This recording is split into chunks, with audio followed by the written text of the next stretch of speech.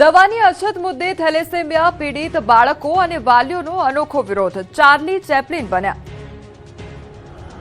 Rajkot civil હોસ્પિટલમાં સારવાર માટે આવતા થેલેસેમિયા પીડિત બાળકો અને તેમના વાલીઓએ દવાઓની અછતને લઈને વિરોધ નોંધાવ્યો. વાલીઓના આરોપ મુજબ હોસ્પિટલમાં લાંબા સમયથી થેલેસેમિયાની જરૂરી દવાઓ, ઇન્જેક્શન અને એલઆર ફિલ્ટર બેગ ઉપલબ્ધ નથી. તંત્રનું ધ્યાન ખેંચવા અને બાળકોમાં હાસ્યનું વાતાવરણ ઊભું કરવા એક સામાજિક આગેવાને અનોખી રીતે વિરોધ કર્યો. સામાજિક આગેવાને ચાર્લી ચેપ્લિનનો વેશ ધારણ કરી હોસ્પિટલ સામે ઉભા રહી ગયા. જો કે ચાર્લી ચેપ્લિનના વેશમાં વિરોધ કરી રહેલા સામાજિક આગેવાનની પોલીસે અટકાયત કરી. આરોપ છે કે દવાઓ અને જરૂરી સામગ્રી હોસ્પિટલમાં ન મળતી હોવાથી દર્દીઓના પરિવારજનોને બહારથી ખરીદી કરવાની ફરજ પડી રહી છે, જેના કારણે ખાસ તો ગરીબ પરિવારો પર દર મહિને અંદાજે 18 થી 20,000 રૂપિયાનો વધારાનો આર્થિક બોજ આવી રહ્યો છે. મહત્વનું છે કે થેલેસેમિયા પીડિત દર્દીઓ માટે રક્ત ચઢાવવાની પ્રક્રિયામાં એલઆર ફિલ્ટર બેગ અતિ મહત્વની હોય છે, ત્યારે જરૂરી છે કે અસરગ્રસ્ત બાળકો માટે તાત્કાલિક તેની વ્યવસ્થા કરવામાં આવે. નાગરિકોના ખિસ્સા પર વધુ એક બોજ. તેલના ડબ્બાના ભાવ વધ્યા. સાતમ આઠમના તહેવારો પહેલા જ નાગરિકોના ખિસ્સા પર આર્થિક બોજ વધ્યો છે. રાજકોટ સહિત સૌરાષ્ટ્રના બજારમાં ખાદ્યતેલના ભાવમાં ફરી તેજી જોવા મળી. શુક્રવારે સિંગતેલ અને કપાસી તેલના ડબ્બાના ભાવમાં 10 રૂપિયાનો વધારો થયો. વેપારીઓના જણાવ્યા પ્રમાણે છેલ્લા 10 દિવસમાં ખાદ્યતેલના ભાવમાં અંદાજે 40 રૂપિયાનો વધારો થઈ ચૂક્યો છે.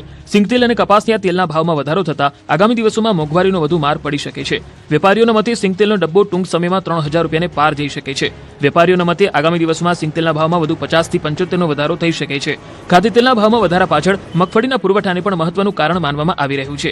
ખાસ કરીને નાફેડ દ્વારા છેલ્લા 3 દિવસથી પ્રમાણમાં ઓછી મગફળીનું વેચાણ થઈ રહ્યું હોવાની ચર્ચા વચ્ચે બજારમાં મગફળીની ઉપલબ્ધતા અંગે સવાલ ઉભા થયા છે. રાજ્યમાં ભેળસેળિયા સક્રિય. તંત્રની લાલ આંખ. સેંકડો કિલો અખાદ્ય જથ્થાનો નાશ. તહેવારો નજીક આવતા ફરી એકવાર ભેળસેળિયા સક્રિય થયા. જો કે રાજ્યનું ફૂડ એન્ડ ડ્રગ્સ આ બાબતે ગંભીર છે.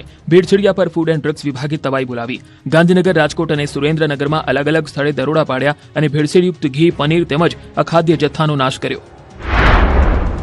ગાંધીનગર રેન્જ આઈજીની ટીમે દહેગામના ગલુદણ ગામે નકલી ઘી બનાવતી 3 ફેક્ટરી પર દરોડા પાડ્યા. આ દરોડા દરમિયાન 3 યુનિટમાંથી કુલ 9,300 કિલો શંકાસ્પદ ઘીનો જથ્થો જપ્ત કરવામાં આવ્યો. આ જથ્થાની કિંમત 48 લાખ રૂપિયાથી વધુ હોવાનું સામે આવ્યું. તપાસ દરમિયાન એસેન્સ અને કલરનો ઉપયોગ કરીને બનાવટી ઘી તૈયાર કરવામાં આવતું હોવાનો ખુલાસો થયો.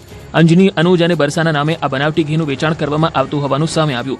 સાથે જ અક્ષિલ ડેરી પ્રોડક્ટમાંથી પણ માવાનો જથ્થો મળી આવ્યો. અહીંથી અંદાજે 2,500 કિલો માવો બનાવવાનો કાચો જથ્થો પણ કબજે કરવામાં આવ્યો. આ કાર્યવાહી બાદ સ્થાનિક પોલીસની કામગીરી સામે સવાલ ઉઠી રહ્યા છે. હવે સમગ્ર મામલે વધુ તપાસ હાથ ધરવામાં આવી.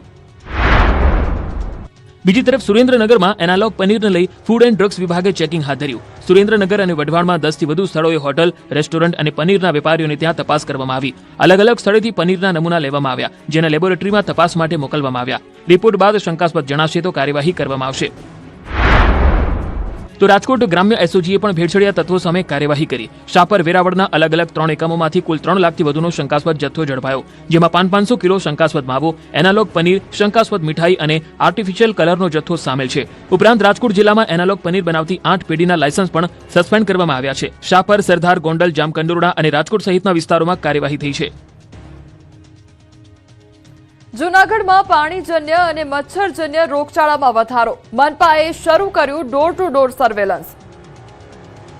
જૂનાગઢમાં ચોમાસાની ઋતુ વચ્ચે પાણીજન્ય અને મચ્છરજન્ય રોગચાળાને લઈને આરોગ્ય તંત્ર સતર્ક બન્યું છે. જુલાઈ મહિનામાં સિવિલ હોસ્પિટલમાં ઝાડા, ઉલટી, શરદી, ઉધરસ અને તાવના કેસ સાથે ટાઇફોઇડ અને ડેન્ગ્યુના કેસ પણ નોંધાયા છે. બીજી તરફ રોગચાળો વકરે નહીં તે માટે મહાનગરપાલિકાએ પણ ડોર ટુ ડોર સર્વેલન્સ સહિતની કામગીરી તેજ કરી છે. જૂનાગઢ સિવિલ હોસ્પિટલમાં જુલાઈ મહિનામાં ઝાડા, ઉલટીના 144 કેસ નોંધાયા છે, જ્યારે શરદી, ઉધરસ અને તાવના આશરે 70 દર્દીઓ સારવાર માટે આવ્યા હતા. આ ઉપરાંત ટાઇફોઇડના 2 અને ડેન્ગ્યુનો 1 કેસ પણ નોંધાયો છે. રોગચાળાથી બચવા આરોગ્ય તંત્ર દ્વારા લોકોને બહારનો ખુલ્લો કે અસ્વચ્છ ખોરાક ન ખાવા અને દૂષિત પાણીથી દૂર રહેવા અપીલ કરવામાં આવી છે.